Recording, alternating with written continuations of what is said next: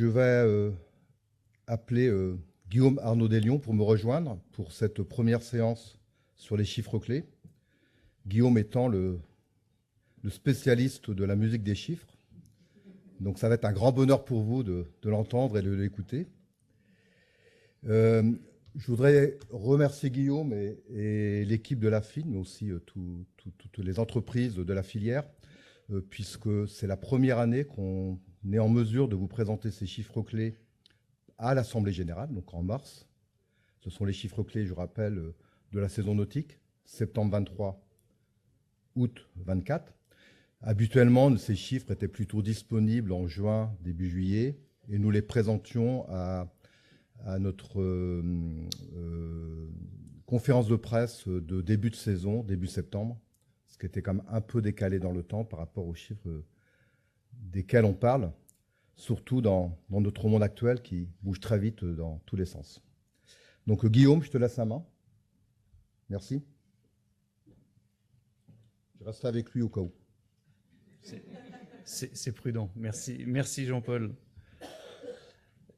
On va vous présenter en quelques slides les principaux éléments à retenir de cette année nautique 2023-2024, en commençant par la production française de bateaux de plaisance. Vous savez que chaque année, nous menons auprès de l'ensemble des constructeurs une enquête pour avoir des chiffres les plus précis possibles. Et elle est assez exhaustive aujourd'hui, donc elle est quand même très proche de la réalité. Ce qu'on peut retenir sur 2023-2024 en production française, c'est que, évidemment, après une année exceptionnelle 2022-2023, où on avait atteint post-Covid des niveaux très importants, il y a évidemment eu une contraction de la production et des ventes de bateaux produits en France, puisque au global, on est en nombre d'unités quand même sur une contraction de 35%, et en chiffre d'affaires, une contraction un petit peu moins importante, due notamment au prix des bateaux qui avaient, post-Covid, augmenté assez sensiblement, donc de 12%.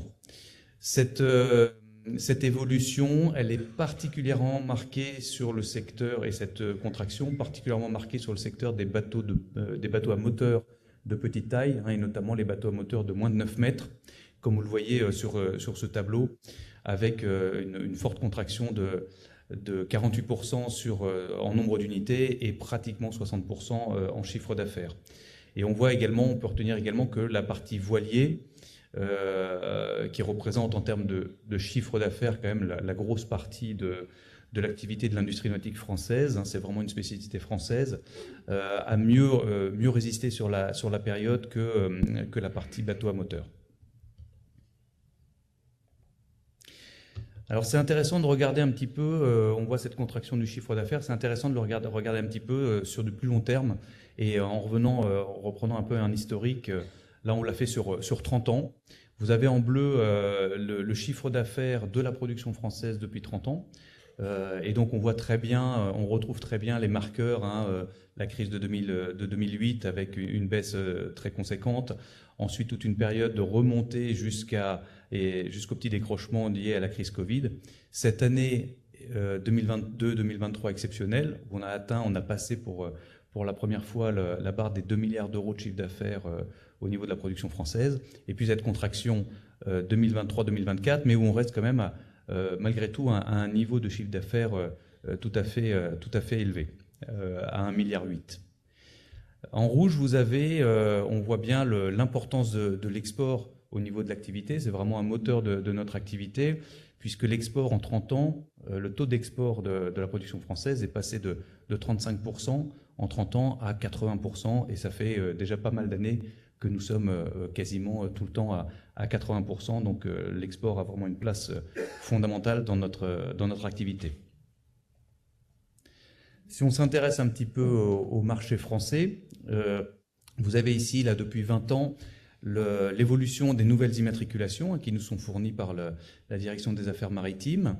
Et on voit donc évidemment une tendance de fond sur une baisse du nombre d'unités immatriculées sur le marché français, une baisse finalement assez régulière, puisque on passe de 22 000 bateaux même pratiquement 25 000 en 2006-2007, à 10 000 unités sur les toutes dernières années par an. Donc on a quand même très clairement une contraction en nombre d'unités, ce qui ne veut pas dire évidemment une contraction en chiffre d'affaires, puisque la taille des bateaux a augmenté, le taux d'équipement a augmenté, et donc la valeur même des bateaux a augmenté sur cette période. Et alors cette courbe du marché neuf, elle contraste un petit peu avec la courbe du marché de l'occasion, qui reste de façon remarquable, qui reste remarquablement linéaire, puisque depuis 20 ans, on oscille toujours pratiquement entre 60 et 70 000 unités par an. Donc c'est quand même un gage et un indicateur très important de stabilité et d'attractivité de la plaisance au niveau du grand public.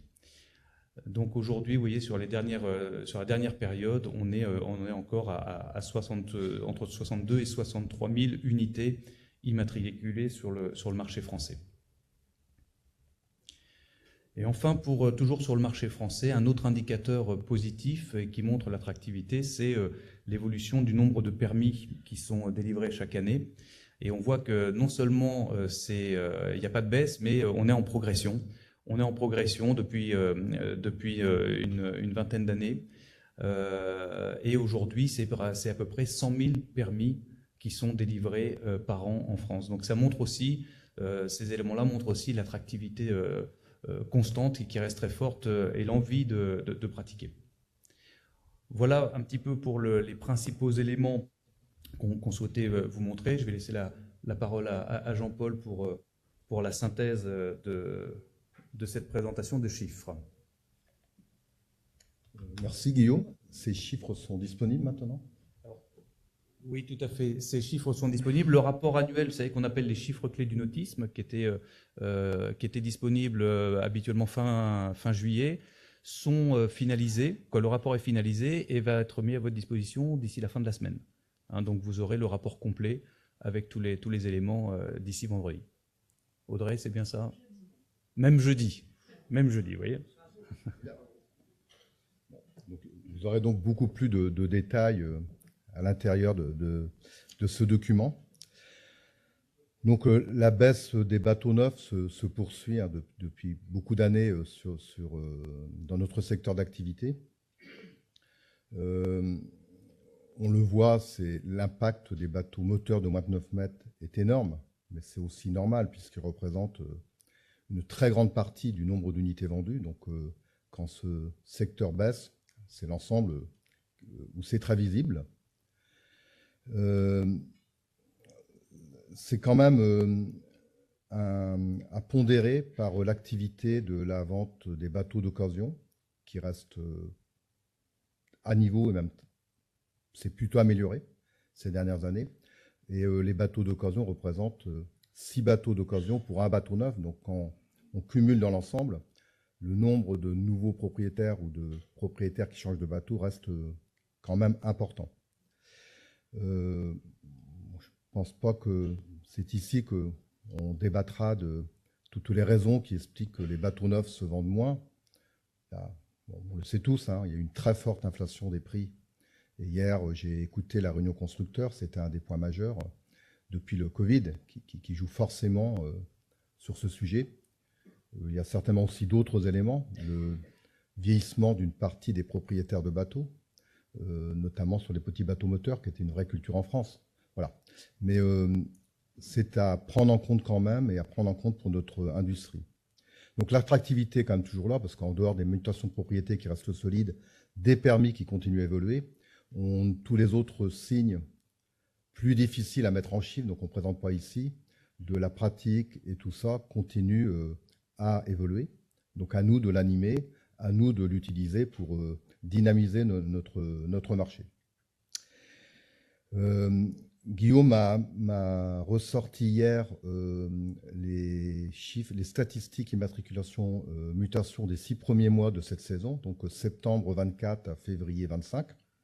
Les 6 premiers mois d'une saison, il faut relativiser les chiffres, représentent 20% d'une saison totale, que ce soit en immatriculation ou mutation. Donc c'est quand même des chiffres qu'il ne faut pas prendre trop directement. Les immatriculations ont baissé de 10% par rapport à l'an dernier, quand elles avaient baissé de près de 30% la même période il y a un an sur l'année d'avant. Et les mutations restent stables, donc on continue voilà, comme ça. Donc difficile d'en tirer des conclusions et difficile de vraiment se donner beaucoup de visibilité. Je pense qu'on est dans une période où la visibilité est très compliquée pour tout le monde, puisque l'écosystème et la géopolitique aujourd'hui font que tout peut arriver dans un sens comme dans l'autre. Un des sujets d'ailleurs que j'ai abordé en réunion statutaire était autour des droits de douane, qui peut être un sujet à risque pour notre filière. Nous sommes mobilisés, pas que la France, tous les pays européens et aussi européens de haute industrie pour essayer de défendre que l'Europe ne mette pas de droits de douane sur l'import de bateaux américains, puisqu'économiquement, ça n'a pas de sens. On exporte 9 bateaux quand on en importe un. Et si je prends les chiffres français, la France exporte 30% de sa production, entre 700 et 800 millions d'euros de bateaux, et importe autour de 10 millions. Donc cette mesure serait très contre-productive contre l'industrie. Donc voilà, tout le monde est mobilisé, mais vous savez bien que ce n'est pas nous qui avons la main sur ce qui peut se décider et se passer.